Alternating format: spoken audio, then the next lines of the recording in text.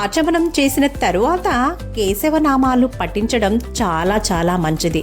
భక్తి శ్రద్ధలతో నమస్కరిస్తూ ఈ క్రింది కేశవనామాలను మనందరం కూడా ఆచమనం తర్వాత పూజలో పఠిద్దామా మరి?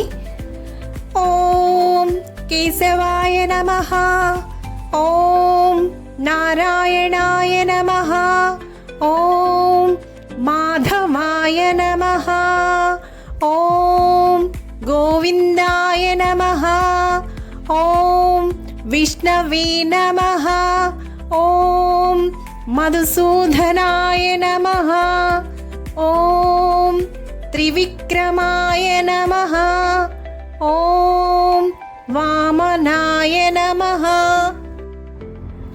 ఓం శ్రీధరాయ నమః, ఓం ఋషికేశాయ నమః, ఓం పద్మనాభాయ నమః, ఓం దామోదరాయ నమః, ఓం సంకర్షణాయ నమః, ఓం వాసుదేవాయ నమః, ఓం ప్రద్యుమ్నాయ నమః, ఓం అనిరుద్ధాయ నమః, ఓం పురుషోత్తమాయ నమః, ఓం అధోక్షజాయ నమః, ఓం నారసింహాయ నమః, ఓం అచ్యుతాయ నమః, ఓం జనార్దనాయ నమః,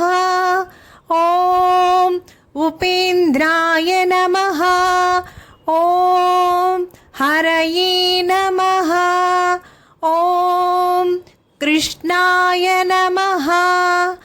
ఇవి మనం పూజలో ఆచమనం తర్వాత చదువుకునే 24 కేశవనామాలు.